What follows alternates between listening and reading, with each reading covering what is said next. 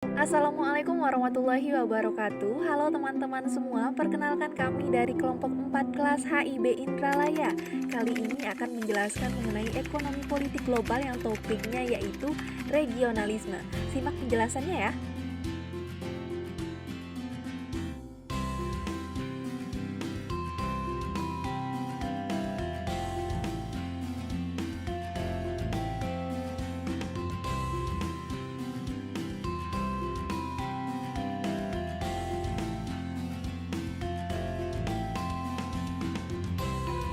Oke teman-teman, pertama-tama kita harus tahu ya definisi dari regionalisme.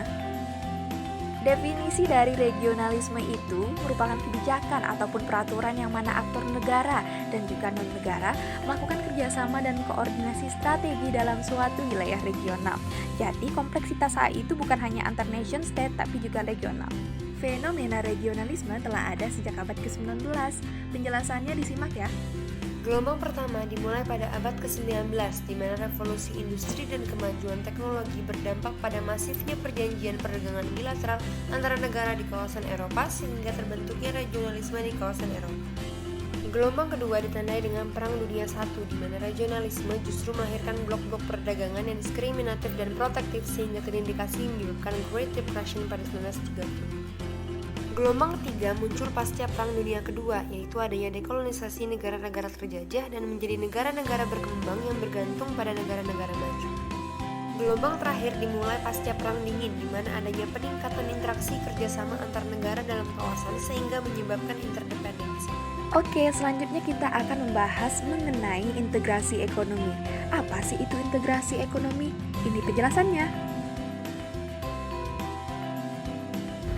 Kesepakatan antara negara-negara di wilayah geografis untuk mengurangi dan pada akhirnya menghapuskan hambatan tarif dan non-tarif terhadap aliran barang. Proses di mana negara-negara tetangga mengadakan perjanjian untuk meningkatkan kerja sama ekonomi. Suatu proses liberalisasi ekonomi di suatu kawasan dengan menghapus berbagai hambatan perdagangan. Tingkatan integrasi ekonomi global.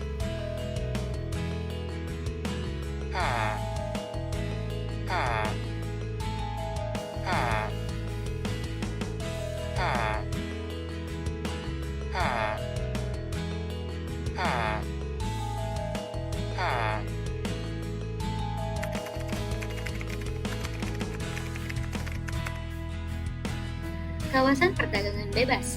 Hambatan perdagangan barang dan jasa antara negara-negara anggota dihapuskan. Dalam perdagangan dengan negara non-anggota, negara anggota diperbolehkan membentuk peraturan sendiri. Contoh, AFTA, Asian Free Trade Area. Perserikatan pabean. Hambatan perdagangan barang dan jasa antara negara-negara anggota dihapuskan.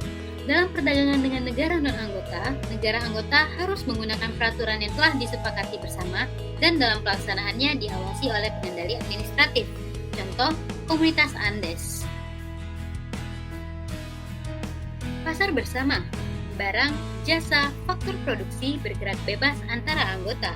Tidak ada pembatasan imigrasi, emigrasi, atau arus lintas batas modal antar negara anggota. Untuk mewujudkan hubungan ini, diperlukan kerjasama pada kebijakan fiskal, moneter, dan pekerjaan. Contoh, Mercosur. Perserikatan ekonomi.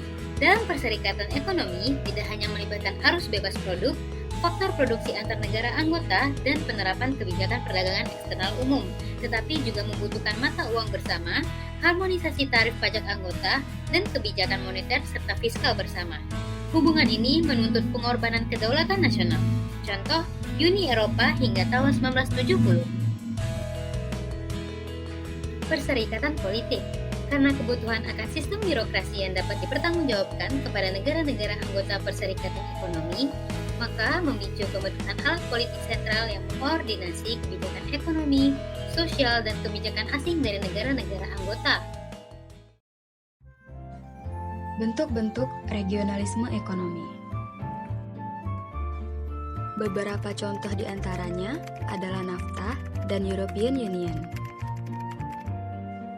1. NAFTA.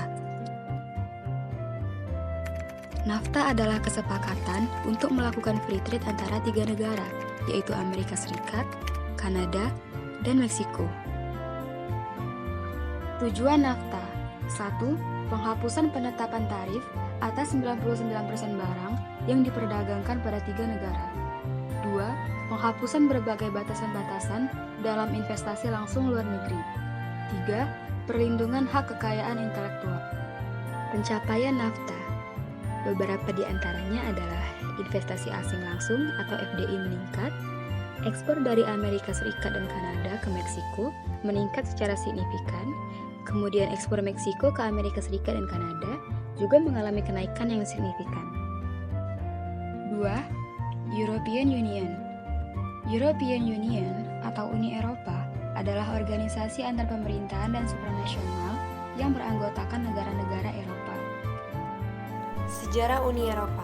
Uni Eropa awalnya merupakan komunitas yang dibangun oleh 6 negara Eropa, yaitu Belgia, Prancis, Jerman Barat, Italia, Luxembourg, dan Belanda pada tahun 1951 yang bertujuan untuk menghilangkan hambatan antar negara terkait pengiriman batu bara, besi, baju, dan besi tua.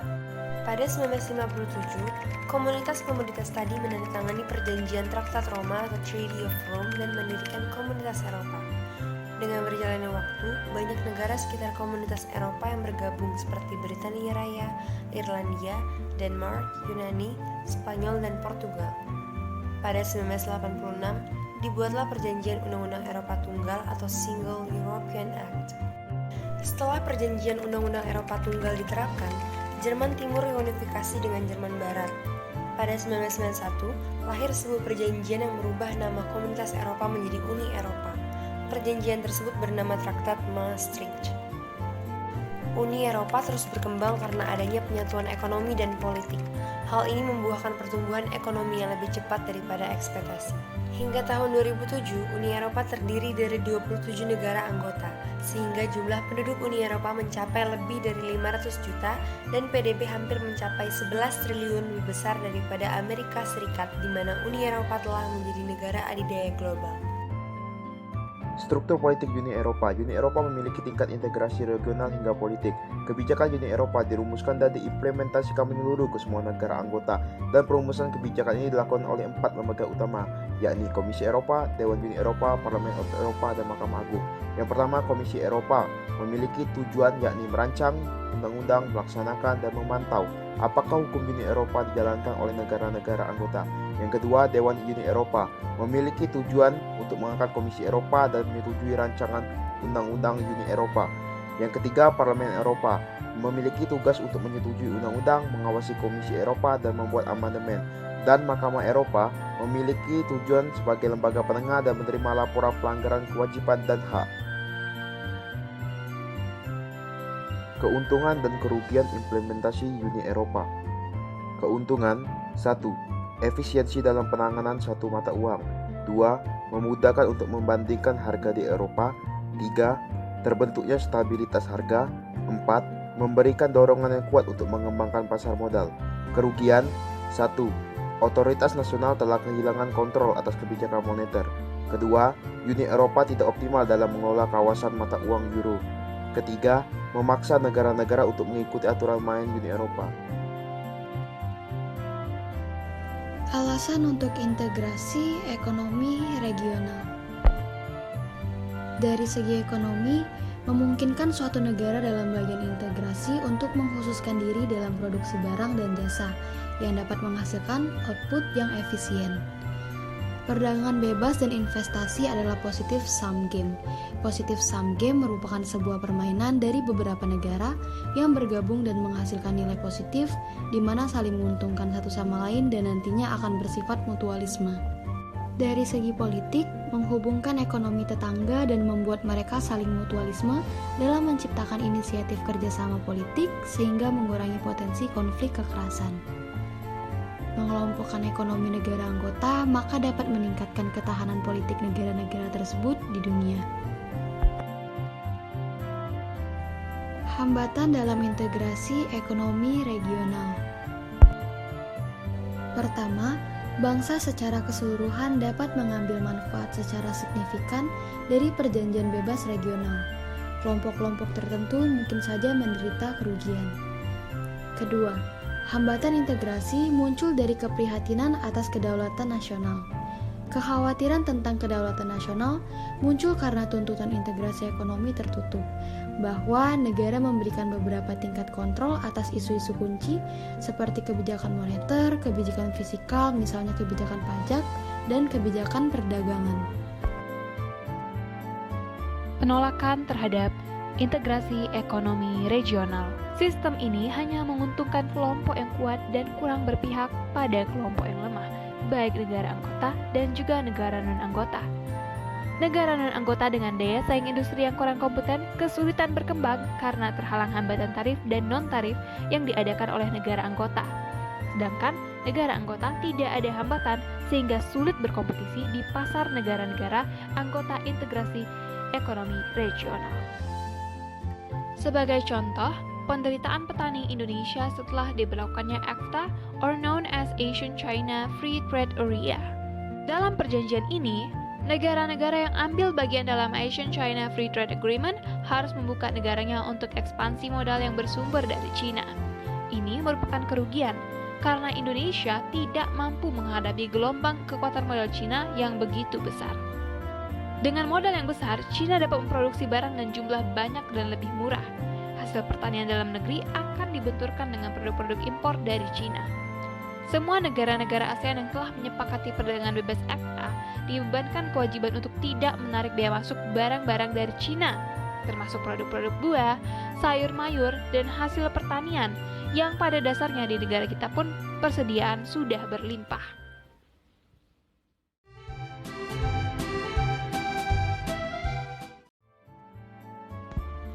ASEAN, Association of Southeast Asian Nations, atau Perhimpunan Bangsa-Bangsa Asia Tenggara, adalah organisasi kawasan yang mewadahi kerjasama 10 negara di Asia Tenggara. 10 negara di Asia Tenggara itu antara lain Indonesia, Malaysia, Singapura, Thailand, Filipina, Brunei Darussalam, Vietnam, Laos, Myanmar, dan Kamboja.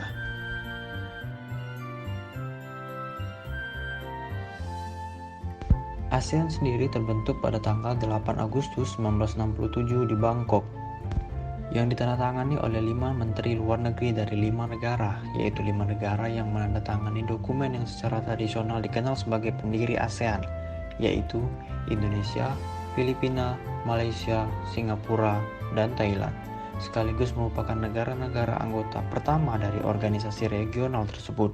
The ASEAN Declaration was held on August 8, 1967 in Bangkok, Thailand. The signatories were Adam Malik, Foreign Minister of Indonesia; Tun Abdul Razak bin Hussein, Foreign Minister of Malaysia; Narciso Ramos, Foreign Minister of the Philippines; S. Rajaratnam, Foreign Minister of Singapore; Tanat Koman, Foreign Minister of Thailand. Latar belakang dan tujuan ASEAN.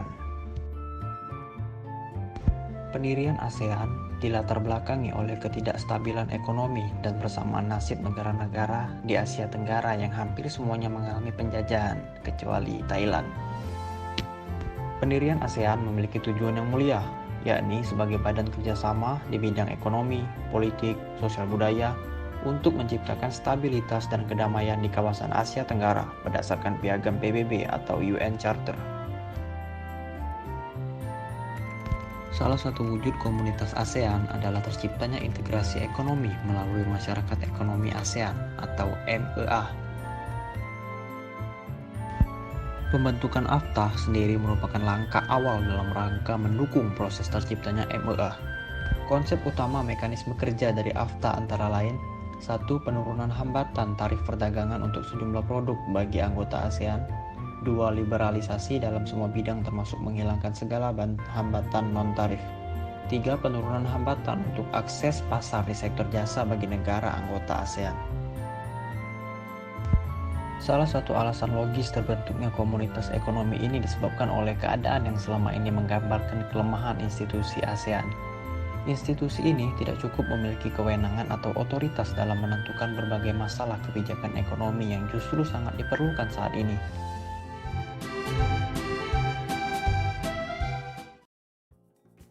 Kerjasama Brunei Darussalam, Indonesia, Malaysia, Filipina East Asian Growth Area atau BIMPIAGA dibentuk secara resmi pada pertemuan tingkat menteri atau PTM ke-1 di Davao City, Filipina pada tanggal 26 Maret 1994. Kerjasama tersebut bertujuan untuk meningkatkan kesejahteraan dan pertumbuhan ekonomi masyarakat di daerah perbatasan negara-negara BIMPIAGA.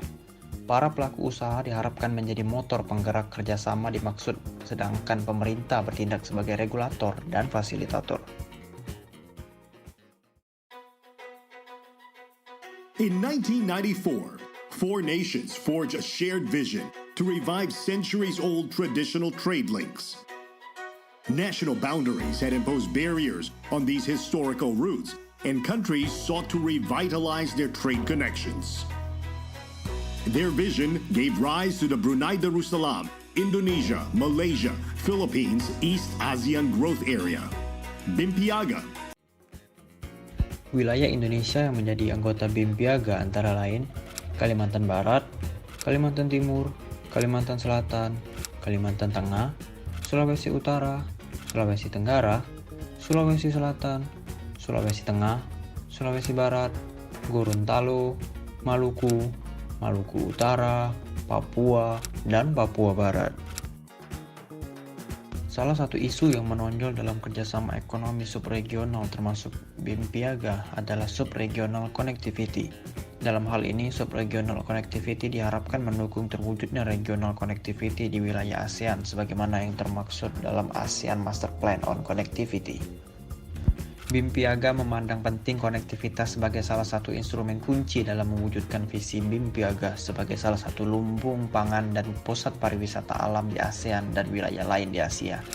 Terkait hal ini, para pemimpin BIMPIAGA dalam pertemuannya di Hua Hin 28 Oktober 2011 telah menetapkan BIMPIAGA Infrastructure Project Pipeline atau PIP.